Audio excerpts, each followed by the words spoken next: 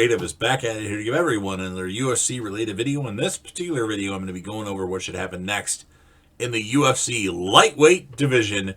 As we just finished UFC 257, Dustin Poirier knocked out Conor McGregor in the second round and obviously deserves a title shot. And in my opinion, he certainly does. And what will happen next? Well, you have the champion, which is technically still Khabib Nurmagomedov, who had announced his retirement from the MMA in general. I don't think Khabib is going to fight again, so they need to have a champion. You know, they need to crown a new champion. I think Poirier should fight somebody for the belt. Some people think Conor McGregor should get another shot at Poirier because they've split the two fights they've had. I don't think so. Conor, I don't think, deserves to have that shot. I think he should have another fight or two before he gets back in the title picture, assuming he can win. Charles Oliveira, he's close. I'm not really sold on him at the moment yet.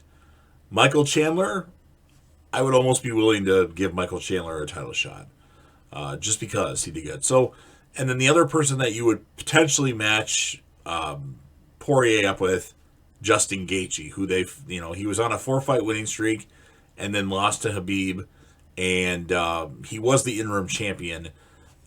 I don't know if they would do that fight right now. I think Gaethje might have to win one more fight, so you're probably choosing between Oliveira and Michael Chandler. What do you do with the two guys that have lost recently? Or let's go back. Tony Ferguson, what do you do with him? What do you do with Dan Hooker? Well, if Dan Hooker still wants to fight, which he did take his gloves off and throw him in the octagon, maybe he was just disgusted with his performance, I think you match up Tony Ferguson and Dan Hooker together. I think that's a good fight. And I would love to see Justin Gaethje versus Michael Chandler if Chandler doesn't get the title shot right away, which I think he did. You know, he made an impressive knockout. Is Dan Hooker really that good, though? Well, he took Poirier to the limit.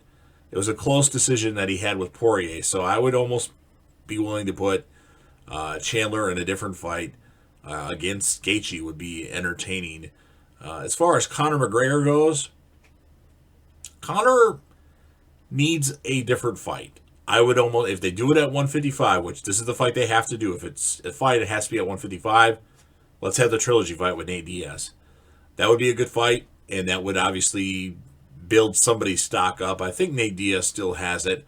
So you have Poirier versus either Chandler or Oliveira. And then the person that doesn't fight Poirier fights Justin Gaethje, and that's most likely the next person that gets a shot at the title. And then to kind of see who a higher contender would be, you have Tony Ferguson and Dan Hooker fight, and then Conor McGregor and Nate Diaz fight. And then other people that are in the division, I haven't seen Ali Aquinta fight in forever.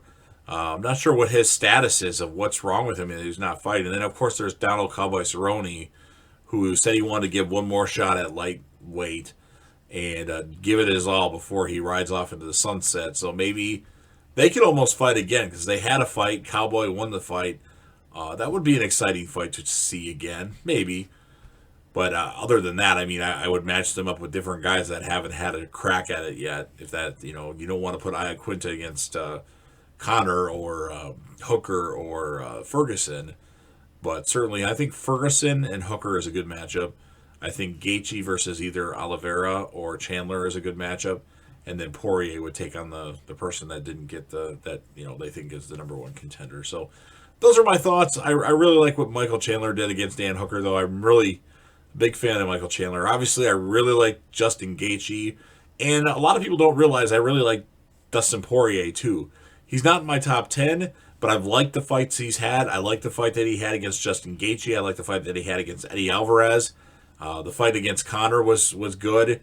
The fight against Max Holloway. Poirier was going hard on Max Holloway, and Max Holloway just takes it. Max Holloway has one hell of a chin because Poirier knocked his ass.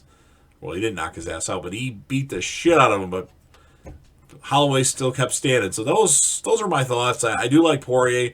I didn't predict him to win against Conor because they were talking about how focused Conor was, and this is like the good Conor that wins fights, and he already beat Poirier before. but it's not the Crazy Connor. Crazy Connor wins fights too, though. So I don't know. Give me your thoughts. What do you think should be the title shot? Who should fight to be the new lightweight champion, assuming Khabib doesn't fight again? Now, if he does fight again, I do not want to see Poirier versus Khabib. Poirier didn't do anything against Khabib. I would rather see Gaethje fight Khabib again. I think Gaethje did a lot better against Khabib, and Khabib even said, well, Dana White says that Khabib said that Gaethje kicks and punches harder than anybody in the division. So those are my thoughts.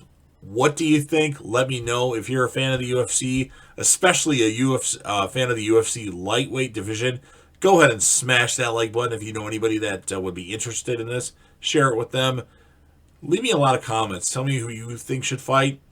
You can book the whole division if you want. That would be very interesting. I would definitely respond to all and any comments. And then, of course, last but certainly not least, don't forget to hit that sub button, subscribe to the channel, join the team, show your damn support, and be a part of something special. And JDev will return.